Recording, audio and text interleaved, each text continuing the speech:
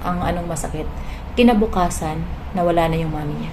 Pumanaw ang mami niya kinabukasan, guys. Gumising siya na hindi niya nakita sa 5 taon, nakausap ng 5 taon ang mami niya.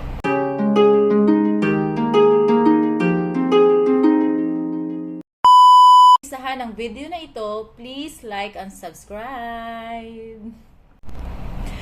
Guys, ang topic natin ngayon is about cremation. But, ito kasi is related to dito sa pamilya ng aking asawa. Kaya, i-share ko na lang din po ang about sa aming relasyon. Saglit lang naman to, guys. Isang taon po kami magkarelasyon ng aking boyfriend. And then, balak na po namin na magkita. Pupunta po siya ng Hong Kong. But, first, sabi ko sa kanya, i-priority niya ang mama niya. Okay? Guys, 5 taon kasi hindi niya nakita ang mami niya. 5 taon din hindi niya nakausap ang mami niya. 5 taon na hindi siya nakauwi ng India. Kaya sabi ko, priority your mother first before me. Diba guys? Tama ba English ko? And then guys, yun na nga guys, sa 3 araw niya nagstay sa India, hindi niya agad napuntahan yung mami niya kasi hindi niya alam kung saan. Kasi wala na po sa bahay niya doon. Nagtanong siya sa mga tito niya, sa pinsan niya is ayaw pong sabihin sa kanya guys. Ngayon, nag-decide siya na pumunta dito sa Hong Kong. Sa 4 na araw niya sa Hong Kong, then bumalik na siya sa India, gabi siya nakarating sa India. Alam niyo ba guys, anong masakit? Kinabukasan, nawala na yung mami niya. Pumanaw ang mami niya kinabukasan guys. Gumising siya na hindi niya nakita sa 5 taon, nakausap ng 5 taon ang mami niya. Diba?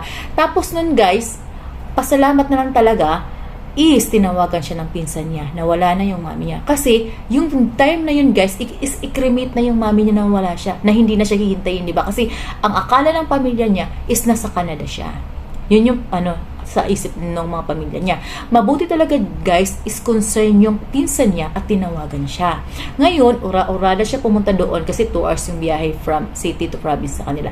Pumunta siya agad doon. Tapos guys, sorry kasi wala kami mapakitang video that time because siyempre, di ba, kailangan ng time ng partner ko na yon kasi nga matagal-tagal hindi niya nakasama yung mama niya. Nakasama niya yung mama niya pero yun nga, wala na, di ba? Kaya wala po kaming makitang video. Ikikwento ko na lang po kung ano yung nangyari, guys.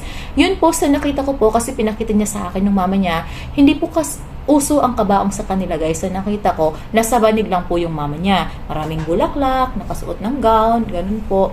Then, sa nakita ko doon is parang umiikot sila doon sa sa taong na pumanaw. Din po, sinabi ng aking partner, kailangan na namin i-cremate si mama. Kasi po, sa tradition po sa India, hindi po pwede na kinabukasan mo i-cremate. Diba? Sa atin kasi, diba, mahaba-haba to 3 days, 5 days ba, bago i-libing, diba? Sa kanila po is hindi po uso ang libing. Sa kanila po is cremation. Cremate po. Kaya po, nung nawala yung mami niya, nung hapon na po, is cremate po. Pero sinabi niya sa akin, hindi po pwede sumama ang mga auntie ko at mga pinsan kong mga babae. Bawal po sila kasama doon sa cremation ground. Sabi ko naman, bakit naman? Sabi ko, kasi ang kasabihan is, ang mga babae is mahihina, di ba? Mahihina, parang mahina yung loob, basta mahihina, di ba? Tapos ang mga lalaki is malalakas, di ba? Yun, kahit naman sa Pilipinas, di ba, lagi nilang mahihina ang mga babae, malalakas ang mga lalaki. Yun po yung paniniwala nila na once na sinunog yung katawan ng pumanaw, pwede yung kaluluwa is papasok sa iyo kung mahina ka, kung ang babae, sabi gano'n.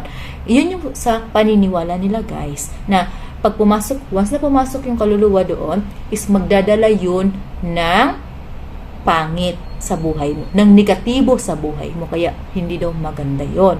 Kaya respetuhin natin kung ano yung tradisyon sa India, guys. I-clear ko po ito, guys, ha? Hindi ko po alam kung buong India about sa Christian at sa Muslim, guys, wala po kong idea, pero yung sa Hindu po, ganun po yung tradisyon nila sa about sa namatay, guys. Po, pagkatapos ng cremation, dadalhin po yung abo, pero po, hindi po yun ipapasok sa bahay. Sa labas lang po yun.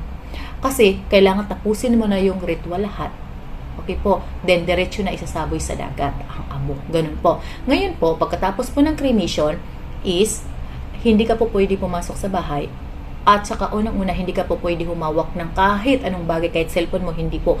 Kailangan po, pagdating ng bahay, maligo ka agad. Sa labas ha, pagligo ka agad, then labhan mo yung damit sa labas. Kailangan malinis na malinis ka. Yun po yun. Then, bago ka makapasok sa bahay, kailangan malinis ka na. Pero yung abo ng